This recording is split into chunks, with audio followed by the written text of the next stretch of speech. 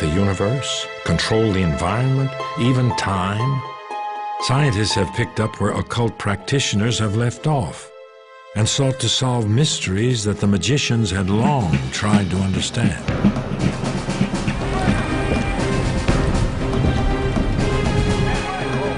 March 17, 1863. John Pelham leads his company into the Battle of Kelly's Ford on a field in Virginia. Pelham was famed for his courage, but this was to be his final battle. More than a century later in Chicago, Illinois, Margaret Barrett feels a searing pain in her head. Could this nurse from the Midwest and a Civil War major have some connection? Margaret believes she was the major in a past life. When people have an experience of a past life, the truth is unshakable. It's a self-evident truth, and anybody could doubt the existence of that past life. But the people who have had the experience, you're not going to shake that truth from them. They know. Most believe otherwise, but men like Isaac Newton, Galileo, Carl Jung are responsible for creating some of science's biggest breakthroughs that were once considered mystical. Now, how do you know some of the things we now regard as supernatural and inconceivable may turn out to be perfectly valid, legitimate science 50 years from now? Ever since the Renaissance, scientists have pushed far beyond accepted boundaries. Before the age of technology, scientists relied on belief and intuition. The original occultists believed the universe was a field of consciousness that they could access to decipher the work of the gods. We think we are separate from each other. We're actually just part of one great universe. And that was the kind of core idea that the occult magicians had. They expressed it beautifully at one point by saying, as above, so below.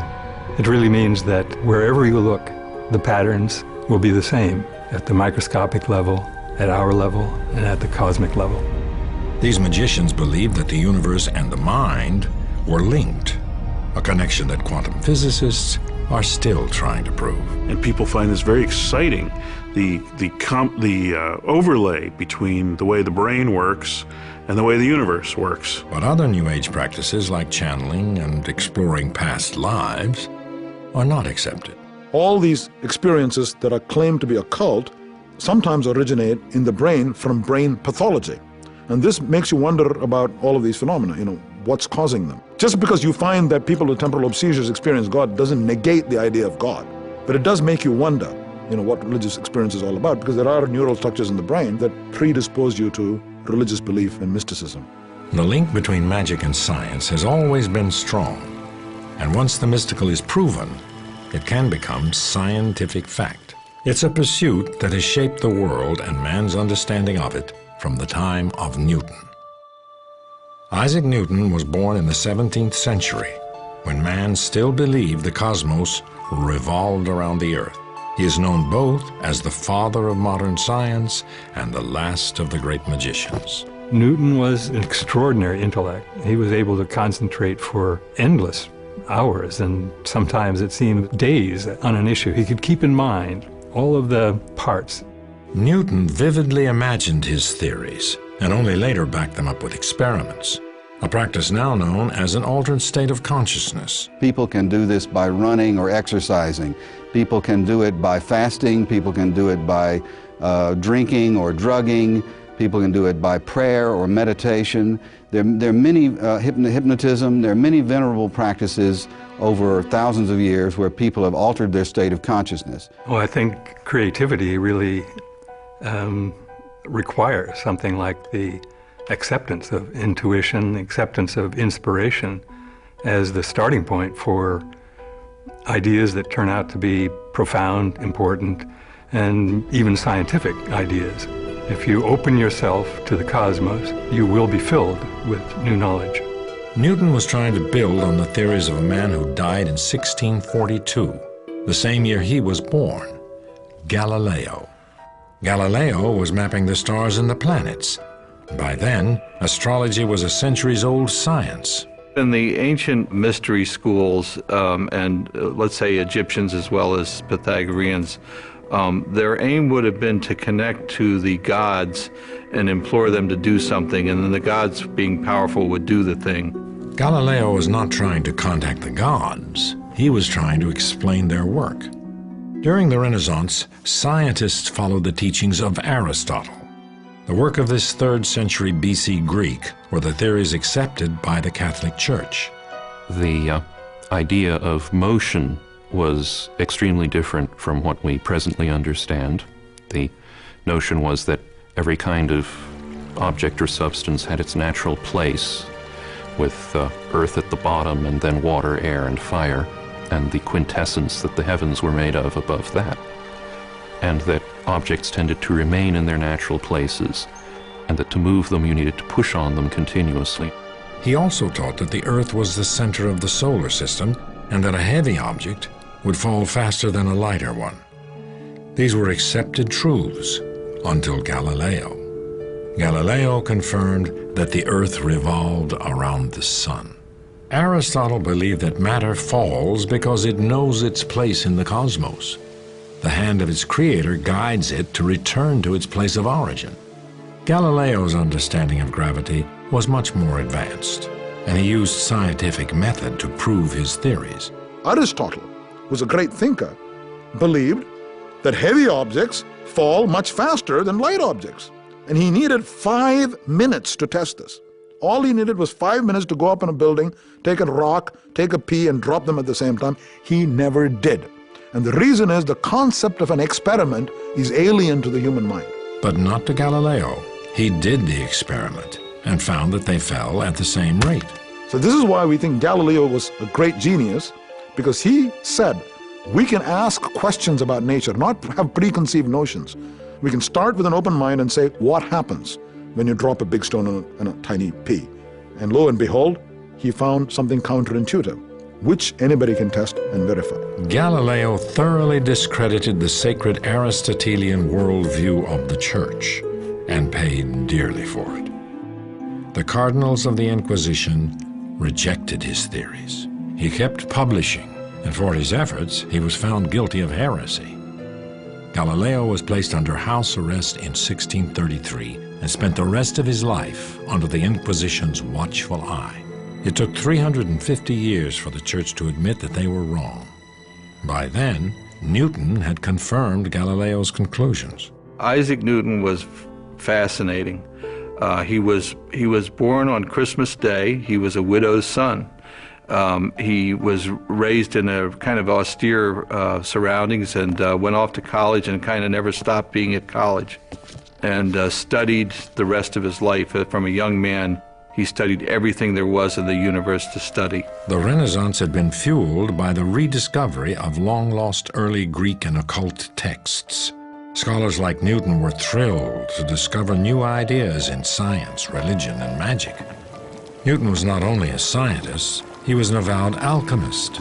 Most of the brilliant people in history, and Isaac Newton was one of them, went into alchemy, went into various occult pursuits because they wanted to find out how things work, and they were willing to go as far as they needed to satisfy their inquisitive minds. In Newton's time, there was no hard distinction between magic, spirituality, and science. Scientists used any method to expand their knowledge.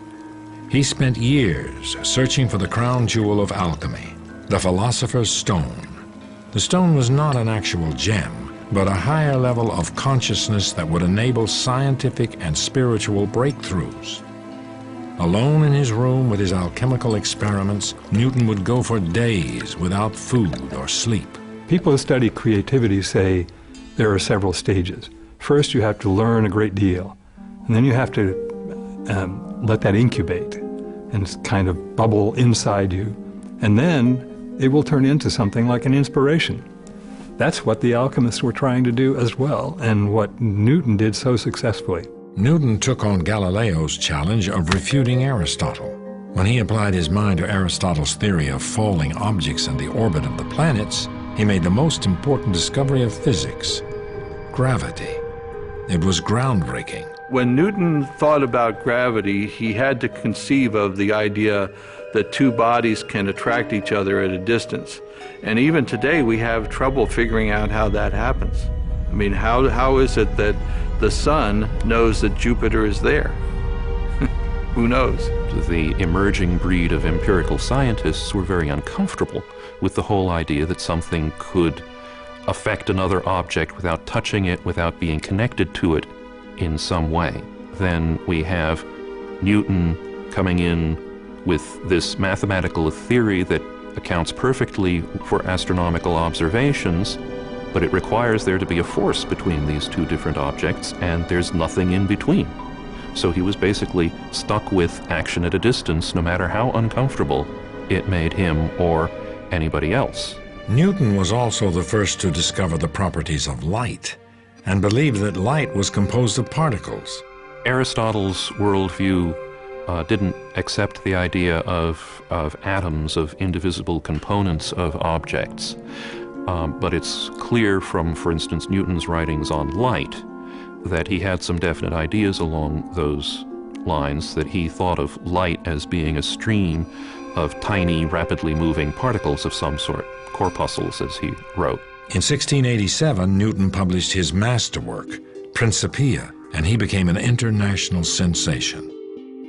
In it, he set down his three laws of motion: the law of inertia, the relationship between force and motion, and his final rule: for every action, there is an equal and opposite reaction. Even though Newton had explained the universe, emotional difficulties would affect his work. The end of the 17th century brought important scientific advancement. Sir Isaac Newton had made an epic contribution to this revolution, but in 1675, he had a nervous breakdown. He had a number of things that happened to him all at once. He became depressed and holed up in his apartment and couldn't be brought out. He had to be dragged out of there by his friends. The legend goes that he had been practicing actual alchemy with chemistry, and that the fumes may have made him somewhat crazy or psychotic. There's all kinds of ways to read that, and he might have had simply a nervous breakdown. Newton never made another scientific breakthrough, but his work would endure. In the 1660s, a specter from the past haunted London: the Black Plague. 70,000 people died. Then the Great Fire. But in the midst of this turmoil, a scientific first. In 1660, an elite group of British scientists formed the Royal Society, history's first organization devoted to the pursuit of science. The Royal Society started out sort of as a smart guys club, where they got together and discussed every conceivable topic that was, probably a little risque, of course, because at various times, England was in the throes of religious clampdowns. The threat of the church did not stop them. Newton himself would lead the Royal Society for 24 years. He is said to have uttered just one sentence during all those meetings. He asked for the window to be opened. But his near mystical focus would inspire another generation to look for the universe within, the human brain. On its surface, a well-tuned machine of neurons and nerves perfectly synchronized for movement, learning, even defense. But there is more to the brain than just electric impulses. This remarkable organ contains people's thoughts, their past. Some would say it holds the soul. Newton's discovery of gravity transformed the way science understood the universe. But another member of the Royal Society, Thomas Willis, was about to overturn Aristotle in a different field, medicine. Willis began the first scientific exploration of the brain and its elusive software, the mind. Thomas Willis was an English physician, and he figured out how to study the brain, which was a tough thing to do because the brain would dissolve in mere hours after death. Progress in medicine had been hampered by a long-standing taboo against dissection of the human body. It took a certain relaxation of the rules to ever get dissection to happen. A lot of times the practitioners were, in fact, criminals. They were declared to be criminals even though they were scientists. It was against the law and every other thing to dissect the human body. Until the Renaissance, doctors believed Aristotle's view that the heart was the home of the mind. Few in medicine were able to conceive that the shapeless white mass inside the skull could possibly be the seat of reason and artistic expression.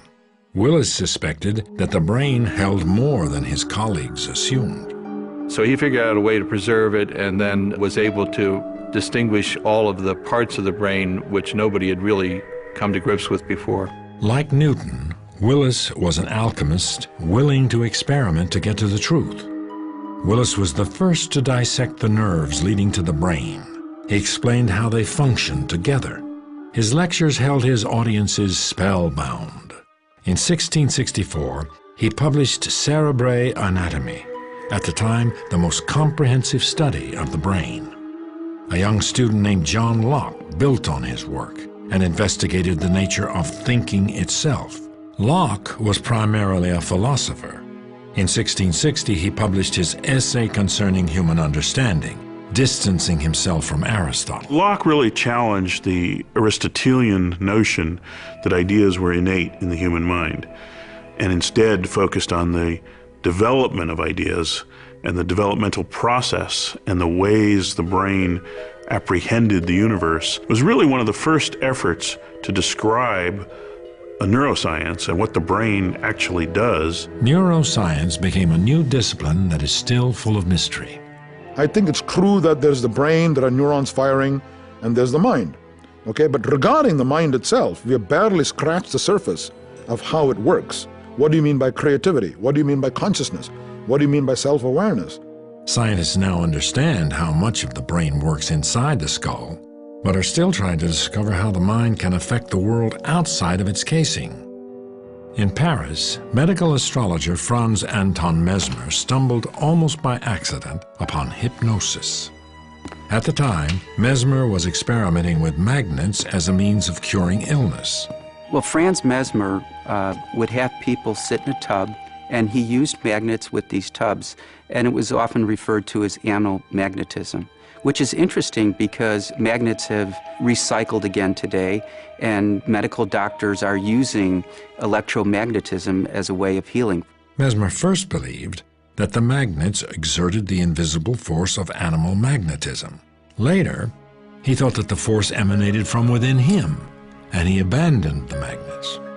In actuality, Mesmer had only rediscovered another lost occult art. The first induced hypnotic performance, recorded on papyrus in a British museum, was given at the court of Khufu in Egypt over 5,000 years ago. Later, seers at the Greek oracle of Delphi used self-hypnosis to foresee the future. Modern hypnosis, as practiced in the United States, begins with Franz Mesmer. But if you go back even further, every culture has a way of going into a trance. It could be using music, it could be using dance, it could be sitting in meditation. His treatment became popular in the 1770s, and Mesmer's fame quickly spread as scores of patients claimed themselves cured through mesmerism. He was able to put people in a trance and suggest to them things that were good, like getting better, like healing. He became famous for that, and they actually had to have a committee of scientists, and that was actually Ben Franklin was one of the committee who tried to decide whether anything about this was real or not. They said, well, mesmerism works, but we think it works because of the imagination. Not some other operative principle. Mesmer was dismissed by many as a quack, but in 1843, London surgeon John Elliotson began using what he called the mesmerizing coma to perform major surgery without pain. Anesthesia had yet to be invented, and Elliotson's technique resulted in more than 300 successful operations. Mesmer's influence was short-lived. With the discovery of ether, hypnosis was once again dismissed by traditional medicine. So rather than pick up on the idea that our beliefs can help us heal and help us recover, it discounted the work of Mesmer. But he had laid the foundation for modern hypnosis, a practice that is now accepted as a form of treatment by the medical establishment. Hypnosis relies on suggestibility, imagination. Our bodies can't distinguish between a real and imagined experience. For example, there was a recent study done with anger and heart disease. How researchers got people angry is they had them imagine situations that made them angry. And so just as they imagined themselves angry, their body responded as if they were actually had reason, cause to be angry, and there was a change that they were able to identify. But the real beauty of this experiment was the power of the imagination. Our imaginations can make us angry, or our imaginations can make us happy and peaceful. Whether we're angry or whether we're happy is our choice. An entire field of alternative medicine has developed that utilizes imagining techniques to promote healing. There are over 22 studies done on visualization and cancer healing. 18 of those studies conclusively shows visualization helps fight cancer. It's no surprise. Obviously, the brain regulates our bodily functions. So if you could influence the brain, either through meditation, through developing certain frequencies of brain waves, through introducing images and ideas, of course you're going to be able to have an effect on the materiality of disease and the efficacy of medicine. Scientists have thoroughly studied the phenomenon, but remain unsure why and how it works. There are two criteria when you encounter a new phenomenon. One is, does it fit the big picture of what we know in science or about the mind, right? Two is it repeatable? Hypnosis is rejected for the first reason, which is not a good reason to reject something. Namely, how does it fit into what we understand about the brain and mind? What is this hypnosis business? How can you enter somebody else's mind and make him wiggle his hand or do silly things? It doesn't make any sense. Reject it. But the second criterion, repeatability. It's very repeatable. You can do it on hundreds of people. And that's been staring at us for over 100 years. We know it's a perfectly valid, legitimate phenomenon. We just don't have an explanation for it. Before Mesmer, doctors had struggled for centuries to understand the problems they saw in their patients that could not be explained with existing medical science.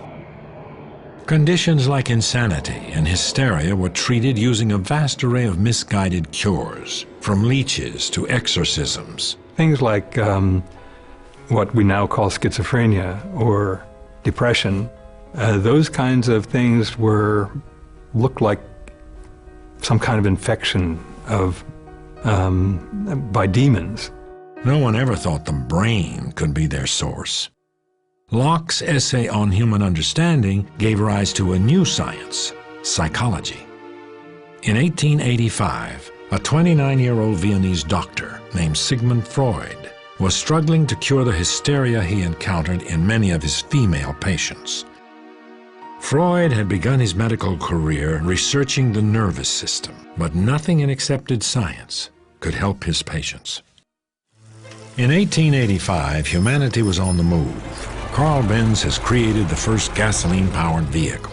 But Dr. Sigmund Freud was running into a brick wall trying to help solve the emotional problems of his patients. Then he tried hypnosis. He put his patients under and found that they remembered past traumas.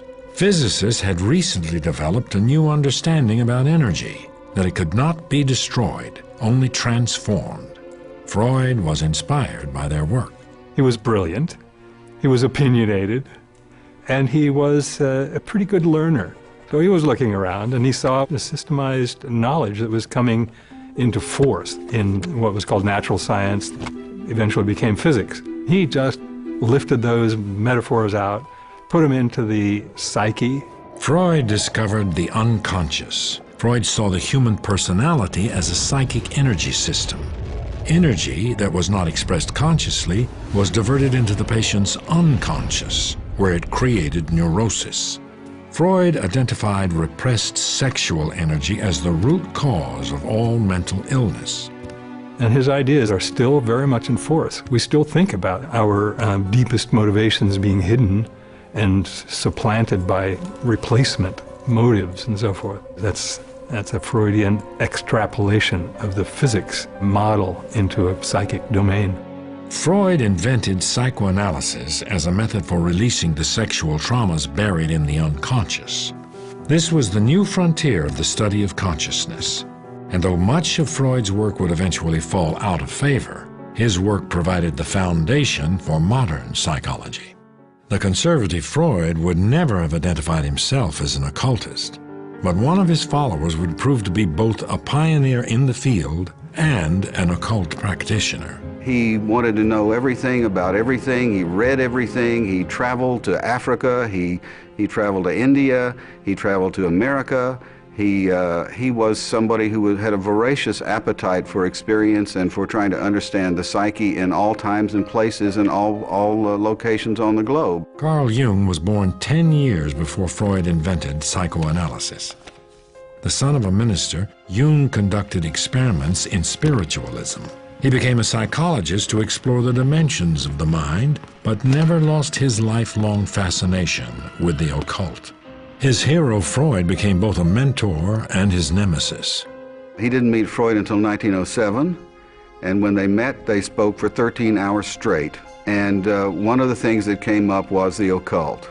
Jung had been a defender of Freud's sexual theory of hysteria before they met. He'd been a public defender of that, but he didn't believe the sexual theory explained everything. And when he sat with Freud during this 13-hour thing, Freud got a very, very serious expression on his face and looked at Jung and said, you must promise me one thing, dear son. You must promise never to abandon the sexual theory and make of it a dogma and unshakable bulwark against the black tide of mud. And then he hesitated and said, of occultism. Jung refused to believe that sexual repression explained everything, and he was not about to give up the occult. But Freud made certain that Jung paid a price. Jung was, at the time of his break with Freud, he was president of the International Psychoanalytical Association. And Freud did not want to leave Jung in charge of the whole shop. And so behind the scenes, in what you might call an occult practice, he formed a little committee, and he gave each one of them a little signet ring, and he swore them all to secrecy, and they began to plot in a kind of conspiratorial way about how to get rid of Carl Jung. After the break with Freud, Jung spiraled into a 6-year depression. He retreated to his country house in Bollingen. Like Newton so many centuries before, he went in search of his own philosopher's stone. Jung constructed a tower at Bollingen, and he built it in some sense by his own hand, and he carved various kinds of stones out there with mystical figures on them, and he cooked on a primitive little stove with wood there. He chopped wood outside. He went down to the lake. He slept on a cot. It was a kind of retreat where he could go and introvert and have his own psychological experiences. He struggled with his own depression and emerged with a new kind of psychology, one that was steeped in mystic thought. He used tarot cards, he used astrology, but more importantly, whether it be tarot cards or astrology, Carl Jung believed in the intuition.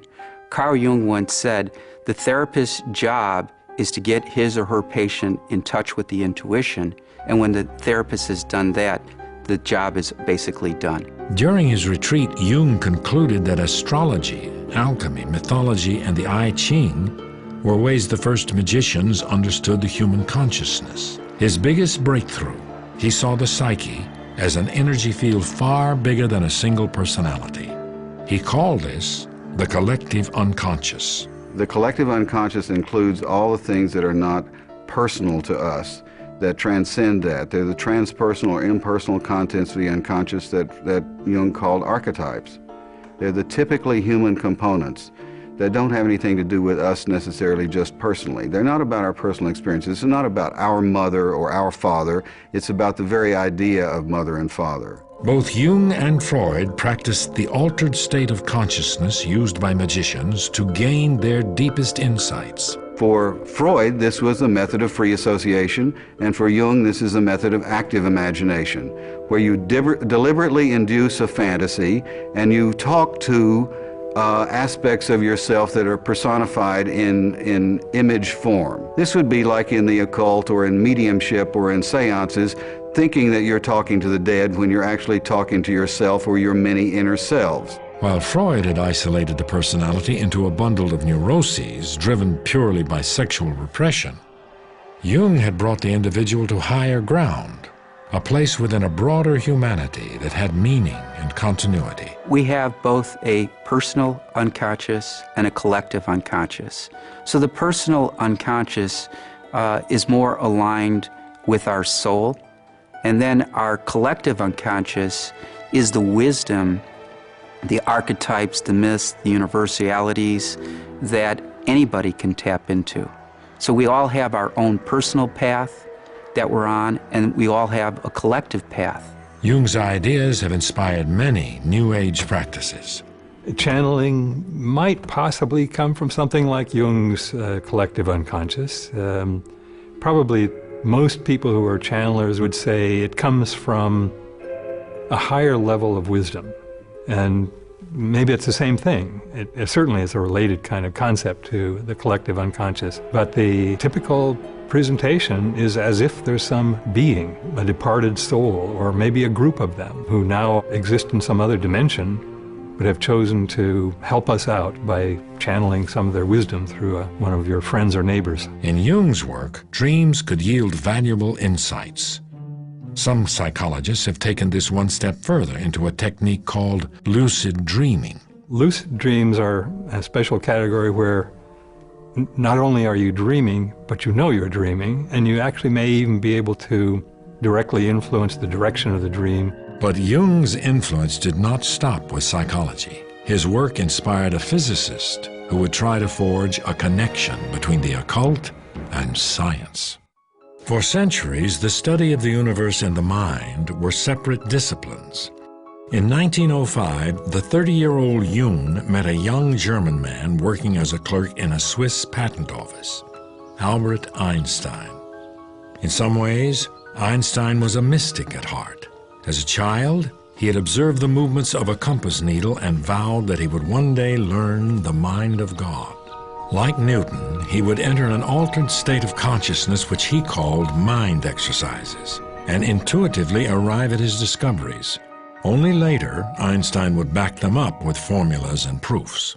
That year, Einstein published 5 papers of new physics in the journal Annalen der Physik, theories that rewrote the rules of the universe. In it, he posed his theory of relativity, which held that time and space are relative, changing concepts, not absolutes.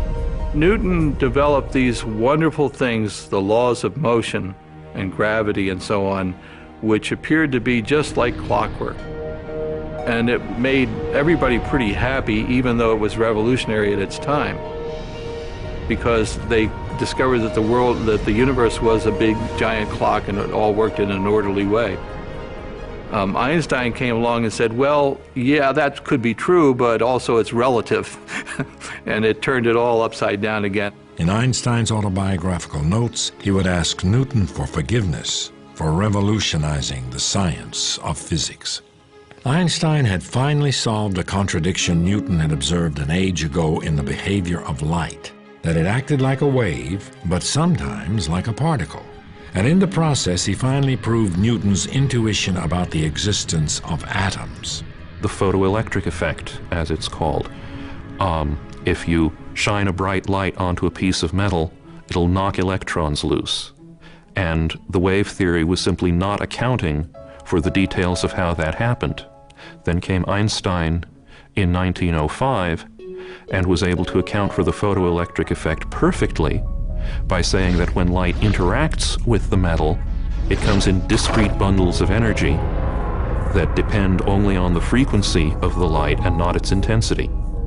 So it's still a wave. I mean, frequency is fundamentally a wave concept, but it's acting like a particle.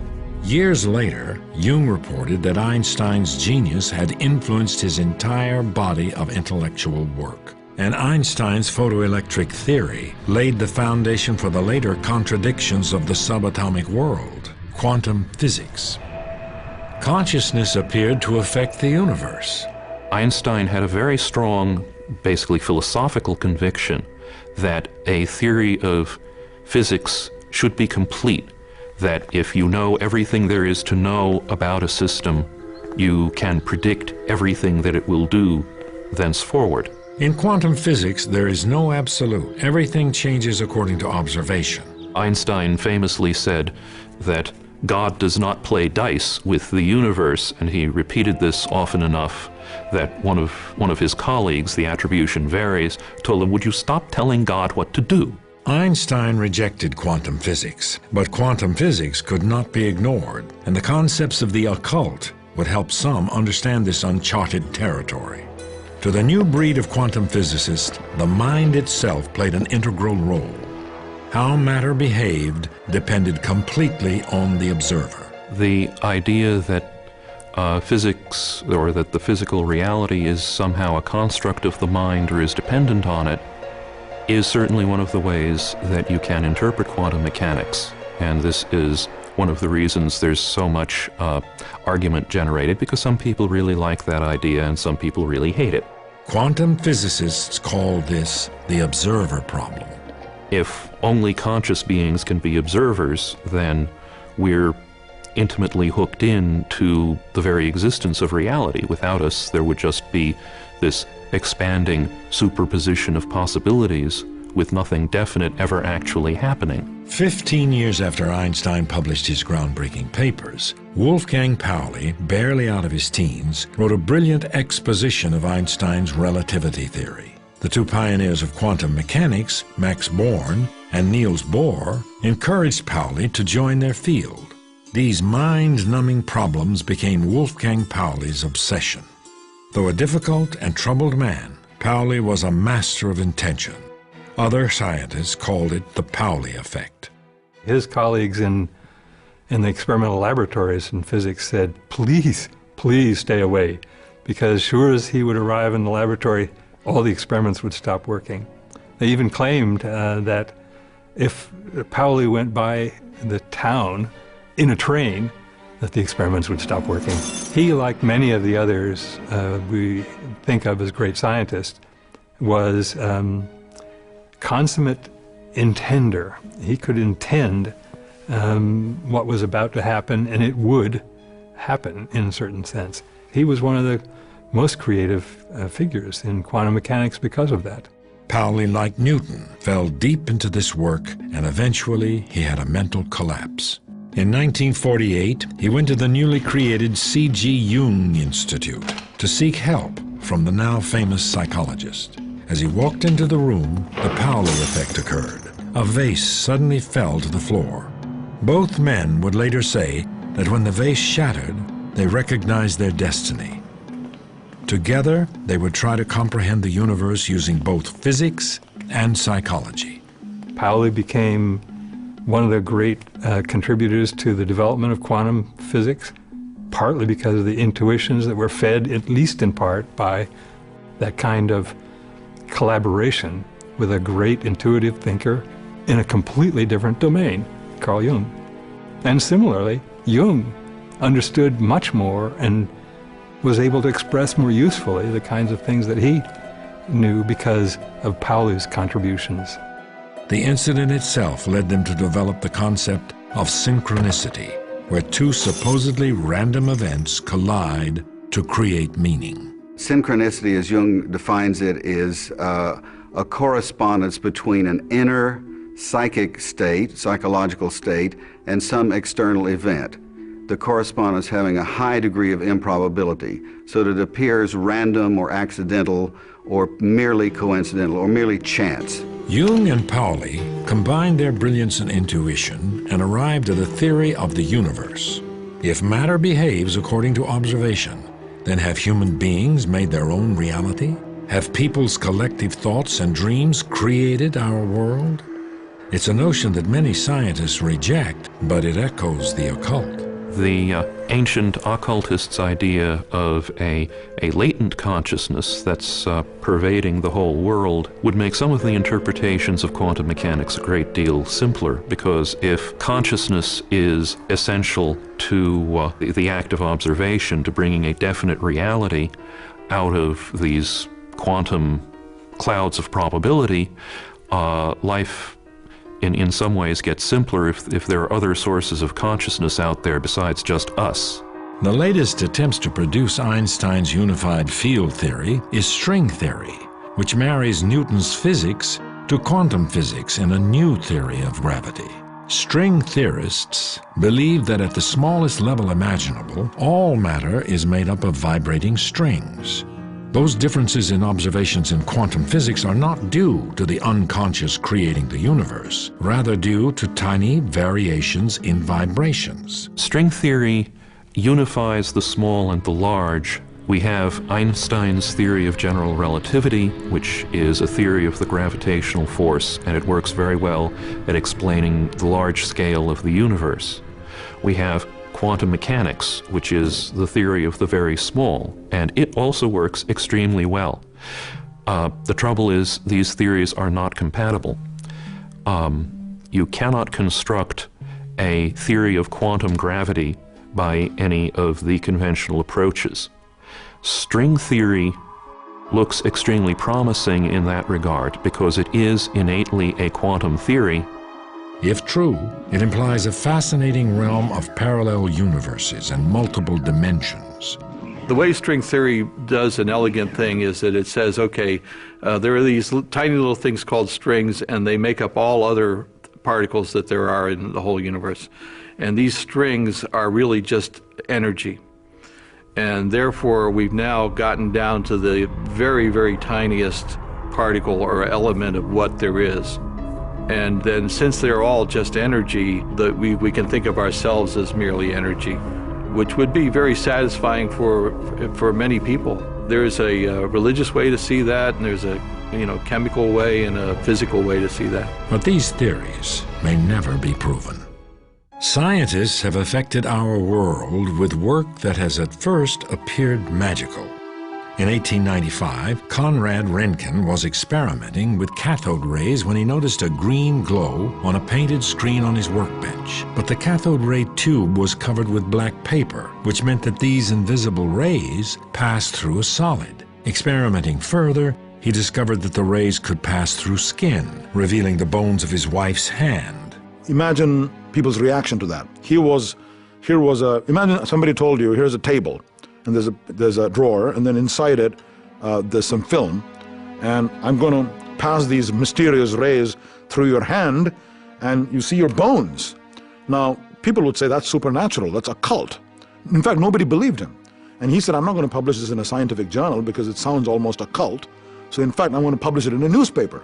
So he published it in his wife's hand in a newspaper, and you could see the bones of a hand, and it made history overnight. Röntgen's work could have easily been dismissed. Put yourself back at that time. Here are people talking about physics and balls moving, light and this and that, and somebody publishes a paper saying there are these rays that go through your hand, which is opaque, and show the skeleton, the bones of your hand.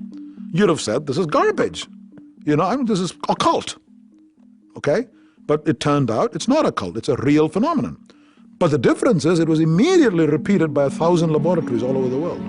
Will other occult beliefs become proven science? Originally from England, Margaret Barrett had little knowledge of the Civil War, but felt drawn to study it.